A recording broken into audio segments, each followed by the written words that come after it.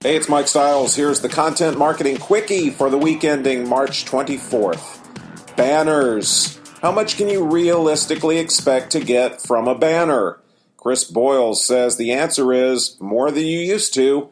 You know how Facebook Instant Articles lets publishers publish direct on that platform? There's an ad unit equivalent for you brands called Facebook Canvas.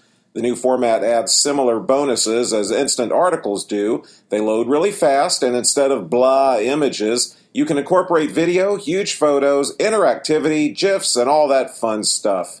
And people like fun stuff. They tested it with Carnival Cruise Lines, and people spent almost 3 minutes with their ad and scrolled all the way through to the end. They tested it with Wendy's, and 39% who clicked on their ad saw the whole thing and engaged with it over a minute. These are not your grandpappy's banner ads. As for luring people into clicking the ads in the first place, Canvas has been getting twice the clicks. I have a degree in journalism, which I mostly use as a placemat. But with the definition of journalism being something quite different now than it used to be, Brian Eckdale, an assistant professor at the University of Iowa, wanted to study a mid-sized Midwestern newspaper to see how the new journalism is being embraced. Or not. Ben DeJarnette of Media Shift reports that for the most part, reporters are down with technology changes. They no longer feel publishing on their site scoops their paper editions. Most know you've got to do social. The problem is the duties tech brings just get added onto their existing jobs, and they don't have the time. They have the audacity to think that they should be spending their time, getting stories. More than half say their companies don't train them in things like social either. Also, they don't mind interacting with and getting info from the general public, but they are not so down with citizen journalism or user-generated journalism. Only 14% think John Q. Public should be reporters like them. One even said just because you're a teacher doesn't mean you can be an education reporter. If you didn't mind the algorithm changes to Facebook that sank your organic reach to zero and made it pay to play, then you won't mind what's happening to Instagram. Posts will no longer show up in the order they were posted. Instagram will sort them for you after figuring out what you're most likely to be interested in. CEO Kevin Systrom says people miss about 70% of the posts in their feed. What this is about is making sure the 30% you see is the best 30% possible. Well, that sounds customer-focused and charitable, doesn't it? But Steve Feiner of A Better Florist thinks it's about monetization, and small business might not be able to foot the bill. It's hard for Facebook to keep its revenue growth up, so the growth potential going forward is sitting there in Instagram. We talk a lot about reaching people so they can consume our content no matter what device they're on. But it might be interesting to know which devices those are, especially now that Apple has rolled out the iPhone SE. Looking just at iPhones, do most people rush right out and get the latest version? AppLovin analyzed global iPhone usage to get that answer. Turns out most of us are using the iPhone 6 at 32%. The 5S is next at 19%. When you add all the 6s together, the 6, 6S, 6 Plus, and 6S Plus, that makes up 63%. AppLovin's John Kristonak mulled over 3 reasons people may not want phones with screens any bigger than 4 inches. They learn they don't like the megaphone and go back to the old one, or they put off upgrading because they know full well they don't want a bigger phone, or the older models don't cost as much. Cheaper, and you aren't trying to stuff a TV in your pocket. Localytics analyst Caitlin O'Connell says since the biggest differentiator may be that the iPhone SE has the upgrades of current models but in a compacted form, there's a big upgrade opportunity for consumers holding on to older models and reluctant to change to a larger device. There are things we marketers think or hope doesn't bother consumers. Well, one of those things is when experiences across multiple devices aren't synced, don't recognize the user, and are disconnected.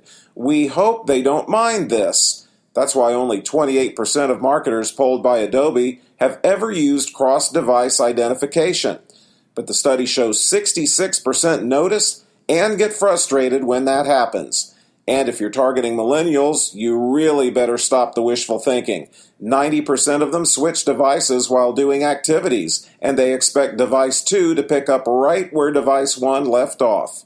34% of millennial consumers switch devices while shopping. Social Times says millennials have 7.7 devices, using an average of 3.3 daily. Ryan Dietzen, analyst at Adobe Digital Index, adds digital marketers are challenged knowing a web visitor who shows up on a smartphone is the same customer 4 hours later on a tablet or 7 hours later on a desktop. Happy birthday, dear Twitter. Happy birthday to... Oh, I'm probably out of characters.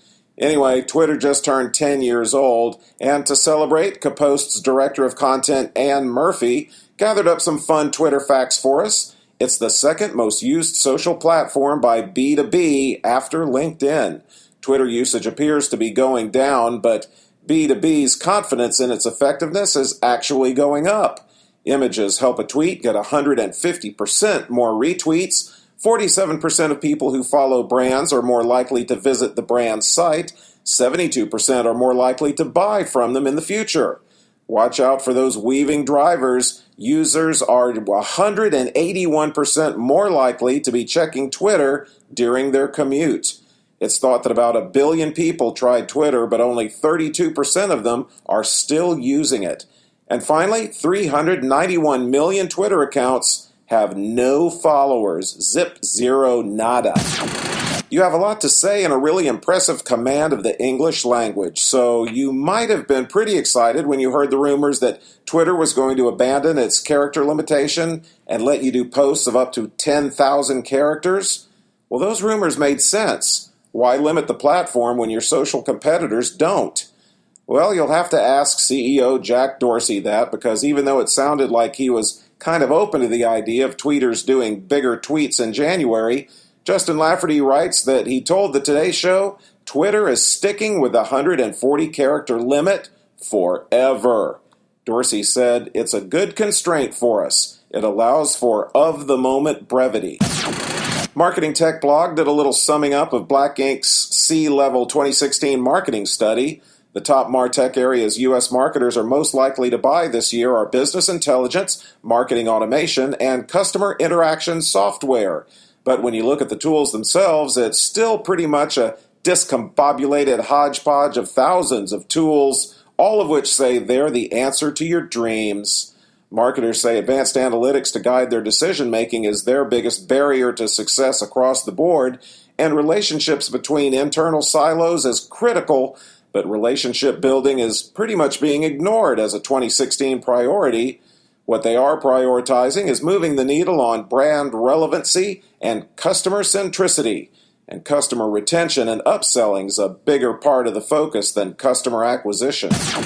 It's time for me to sit you down and gently, lovingly give you an eye-opening story if you feel like Snapchat isn't worth paying much attention to in your social marketing. Edison Research and Triton Digital put out their Infinite Dial research, from which we can learn a few Snapchatty things. It's better known than LinkedIn or Pinterest, with awareness from Americans 12 plus at 71%. It has more users than LinkedIn, Pinterest, or Twitter. Jay Baer says, "We act like Facebook and Twitter are the big two, but Twitter's been replaced by Instagram and Snapchat. Snapchat grew in 1 year the same as Twitter grew in 4 years combined." Snapchat is the U.S.'s second favorite social network based on which they use most often. And while Facebook is still tops with people 12 to 24, Snapchat's the next fave of young folk at 26%, with Instagram third at 17%. Jay points out that means in 1 year, 10% of U.S. social using 12 to 24-year-olds changed from Facebook to Snapchat as their main social platform. VentureBeat always keeps their ear pressed to whatever helps them hear things. And they say Google's been working on a video live streaming competitor to Twitter's Periscope and Facebook Live. People don't want to wait to see videos of your dog. They want to watch it live. It's called YouTube Connect, and it's a standalone app available probably on Android and iOS. Ken Young reports it'll do most of the main stuff its competitors do, except there's not integration with Facebook and Twitter for social sharing. What it does have going for it is the degree to which YouTube is synonymous with video. Google's Manuel Bronstein told Wired, "Live has always been a part of video, and it's actually always a very exciting part. If the rumors are right, there's chat and tagging and a news feed that you can watch live video right there within the app, and you can record and store your cast so that it can be viewed later by you and others." That's it. The transcript is at MikeStiles.com.